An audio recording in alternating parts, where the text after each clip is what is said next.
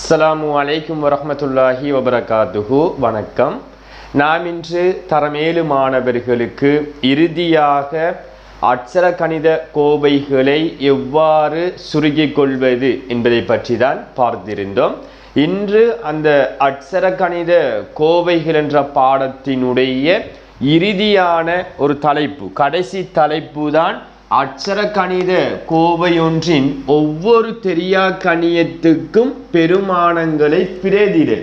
அப்போ ஒரு தெரியா கணியத்துக்கு ஒரு பெருமானம் ஒன்று தரப்படும். அந்த பெருமானத்தை வைத்து கீழே தரப்பட்ட அந்த கோவையினுடைய பெருமானத்தை கண்டுபிடிப்பது எவ்வாறு என்பதை பற்றி தான் பார்க்க இருக்கின்றோம். இந்த காணொலியை ஆரம்பத்திலிருந்து இறுதி வரைக்கும் பூர்ணமாக பார்த்தீங்கன்னு சொன்னால் தான் இது சம்பந்தமான வேக் ஷீட் உங்களோட குரூப்ல பதிவேற்றப்படும். அந்த வேக் ஷீட்டை நீங்க ஃபுல் அண்ட் ஃபுல்லா செய்யக்கூடியதாக இருக்கும். ஆகவே ஸ்கிப் பண்ணாம ஆரம்பத்திலிருந்து இறுதி வரைக்கும் பார்த்து கொள்ளுமாறு கேட்டுக்கொண்டு, இங்கு சொல்லப்பட்ட அனைத்து விடயத்தையும் இதுக்கென்று நீங்க ஒரு கொப்பி எடுத்திருப்பீங்க. இன்றைய நாள் திகதியை பதிவிட்டு அந்த நோட்ஸையும் நீங்க கட்டாயம் எழுதி கொள்ள வேண்டும் பிள்ளைகள். ரைட். இப்ப முதலாவது கேள்வியை பாருங்க. ஏ சமன் 4. அப்ப ஏக்கு ஒரு தெரியா கணியம் ஏ, அது உங்களுக்கு தெரியும். அந்த ஏக்கு சொல்லப்பட்ட பெருமானம், தரப்பட்ட பெருமானம் 4 என்று சொல்லப்படுது. ஆகும்போது கீழே தரப்பட்ட ஒவ்வொரு கோவையினதும் 4 கோவை தரப்படுகின்றது. அந்த 4 கோவையினுடைய ஒவ்வொரு கோவையினதும் பெருமானத்தை கண்டுபிடிக்கணுமா? அப்ப ஃபர்ஸ்ட்டுக்கு பாருங்கடா, 3a சய 5 என்று இருக்கு. தெளிவாக பார்க்கணும். ஃபர்ஸ்ட்டுக்கு என்ன செய்யணும்டா, இதை பெருக்கமாக எழுதணும், விரித்து எழுதணும். 3க்கும் ஏக்கும் இடையில எப்போதும் உங்களுக்கு தெரியும் பெருக்கல் அடையாளம் இருக்கும். ஏ சய 5. அதன் பிறகு 3 தர ஏக்கு சொல்லப்பட்ட பெருமானம் எத்தனை? 4. அப்ப 4 போட்டு கழித்தல் 5 அங்க இருக்கிற மாதிரி பார்த்து எழுதணும். அப்ப உங்களுக்கு கணித செய்கையின் ஒழுங்கு படிச்சிருக்கேன். பெருக்கலும் கணித்தலும் வந்தா எதை ஃபர்ஸ்ட்டுக்கு செய்யணும்? பெருக்கல். அதன் அடிப்படையில் முதல் பெருக்கி கொண்டீங்கன்னு சொன்னா 4 12. அந்த 12 இருந்து 5 கழிக்கும் போது 7 என்று விடை கிடைக்கும். இதே போன்றுதான் அடுத்ததை பாருங்க. 5க்கும் அடைப்புக்கும் இடையில பெருக்கல் அடையாளம் இருக்கும். பிரக்கெட் பண்ணி ஏக்கு சொல்லப்பட்ட பெருமானம் 4. 4ல இருந்து அவன் சொன்ன 3 கழிக்கணும். பெருக்கலும் அடைப்பும் வந்தா கணித செய்கையின் ஒழுங்குல படிச்சிருக்கும். அடைப்பை ஃபர்ஸ்ட்டுக்கு செய்யணும். அப்ப 5 தர 4ல இருந்து 3 கழித்தா 1 என்று வரும். அப்ப 5 தர 1 பெருக்க வேண்டும், 5 என்று விடை கிடைக்கும். இதே போன்று மூன்றாவதை பாருங்க. 15. அப்ப இங்கு ஃபர்ஸ்ட்டுக்கு என்ன பெருமானம் வருதோ அதை அப்படியே பார்த்து எழுதணும், முன்பின் மாற்றி எழுதக்கூடாது. சய 2க்கும் அடைப்புக்கும் இடையில 2க்கும் ஏக்கும் இடையில தர அடையாளம் இருக்கும். அந்த ஏயை போட்டுக்கொள்றேன். 15 சய 2 தர ஏக்கு சொல்லப்பட்ட பெருமானம் 4. இப்ப கழித்தலும் பெருக்கலும் வந்தா எதை ஃபர்ஸ்ட்டுக்கு செய்யணும்? பெருக்கல். அப்ப 15 அப்படியே இருக்க இந்த கழித்தல் அடையாளமும் அப்படியே வரும். ஃபர்ஸ்ட்டுக்கு என்ன செய்யணும்? 2 4ஆல பெருக்கினா 8 என்று வரும்.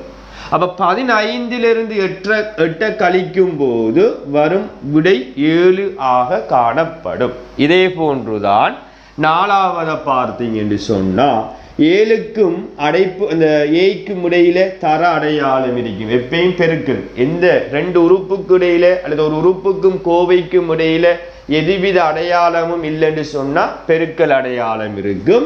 ஏ அப்படியே வரும். சய 5. அப்ப 7 தர ஏக்கு சொல்லப்பட்ட பெருமானம் 4 சய 5. அப்ப 7 4 28. 28ல இருந்து 5 கழிக்கும் போது 23 என்று விடை கிடைக்கும். அப்ப இவ்வாறு தான் ஒரு தெரியா கணியத்துக்கு பெருமானம் தரப்பட்டால் இந்த மெதட்டூடாக அதனுடைய அந்த கோவை, ஒவ்வொரு கோவையினுடைய பெருமானத்தை கண்டுபிடிக்க வேண்டும். மேலும் சில பயிற்சிகளை பற்றி பார்ப்போம். இப்ப இரண்டாவது கேள்வியை பாருங்கடா.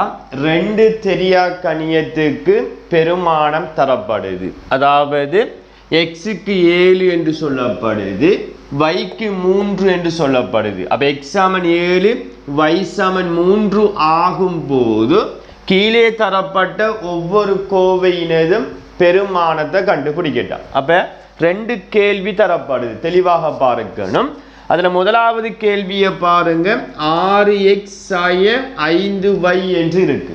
அப்ப நான் ஏற்கனவே சொன்னது போன்று தரப்பட்ட கோவையை ஃபர்ஸ்ட்டுக்கு பெருக்கமாக விரித்து எழுத வேண்டும்.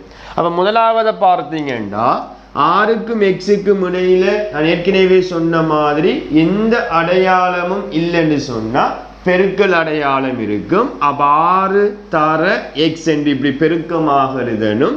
மறையண்ட மறைய போட்டு 5 தர y என்று பெருக்கமாக எழுதணும். அதன் பிறகுதான் xக்கு அவன் தந்த பெருமானம் எத்தனை? 7. அப்ப 6 தர 7 சாய 5 தர வைக்கு சொன்ன பெருமானம் 3. அப்ப 6 7ஆல பெருக்கினா 42 சாய 3 15. 42லிருந்து 15 கழிக்க வேண்டும். அப்ப 12லிருந்து 5 போனா 7 வரும். இவரன் கடன் கொடுத்திருப்பாரு. அப்ப 3 இருக்கும். 3லிருந்து 1 போனா 2. அப்ப 27 என்று விடை கிடைக்கும். இதே போன்று இரண்டாவது கேள்வியை பாருங்க. ஃபர்ஸ்ட்டுக்கு பெருக்கமாக விரித்தெழுதணும். அப்ப 7க்கும் xக்கும் இடையில தர அடையாளம் x என்று போட்டு சய 3 சய 6 தர y என்று போட்டுக்கொள்ள வேண்டும். அதன் பிறகு 7 தர xக்கு சொன்ன பெருமானம் 7 மறை 3 மறை 6 தர வைக்கு சொன்ன பெருமானம் 3. ஃபர்ஸ்ட்டுக்கு பெருக்கம் இருந்தால் அதை முதல்ல என்ன செய்யணும்? பெருக்கி கொண்டு மற்ற இதை செய்து கொள்ள வேண்டும். அப்போ 7 7ஆல பெருக்கினா 49 சய 3. அதன் பிறகு 6 3 18 இருக்கும். அப்போ அந்த ஓர்டர் எல்லாம் கழித்தலுங்கிறது தான். அந்த ஓர்டரில் கழித்து கொண்டு போனால் சரி. அப்போ 49லிருந்து 3 போனால் உங்களுக்கு தெரியும். இந்த 2ஐயும் முதல் செய்து கொள்வோம்.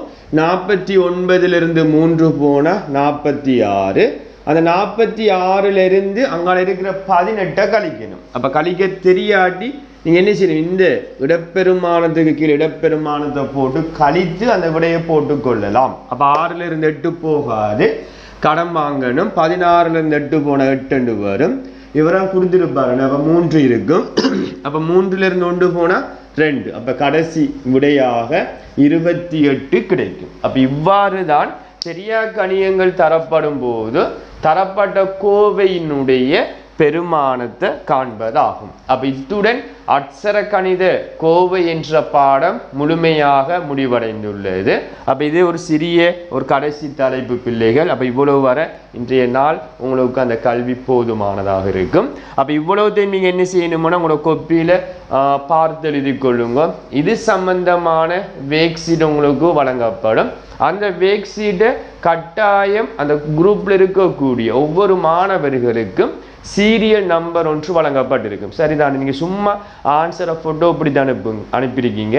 அப்போ நீங்கள் அனுப்பும்போது கட்டாயம் பின்பற்ற வேண்டிய விடயம் உங்களுக்கு வழங்கப்பட்ட சீரியல் இலக்கத்தையும் பதிவிட்டு அது எத்தனையாவது வேக்ஷீட்டுக்கான விடயங்கிறதையும் டைப் பண்ணி எனது வாட்ஸ்அப் இலக்கத்துக்கு அடுத்த வகுப்பு எப்போது இருக்கின்றதோ அதற்கு இடையில் ஒவ்வொரு மாணவர்களும் எழுதப்பட்ட இந்த நோட்ஸை நீங்கள் கட்டாயம் கொப்பியில் எழுதி கொள்ள வேண்டும்.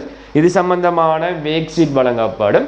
அந்த வேக்ஷீட்டையும் உரிய நேரத்திற்கு செய்து அனுப்பி கொள்ளுமாறு கேட்டுக்கொண்டு இன்னுமொரு வகுப்பில் அதற்கு அடுத்த அலகு புதிய அலகு ஒன்று காணப்படுகின்றது. அந்த புதிய அலகை பார்க்கும் வரை உங்களிடமிருந்து விடைபெற்று செல்கின்றேன். நன்றி, வணக்கம்.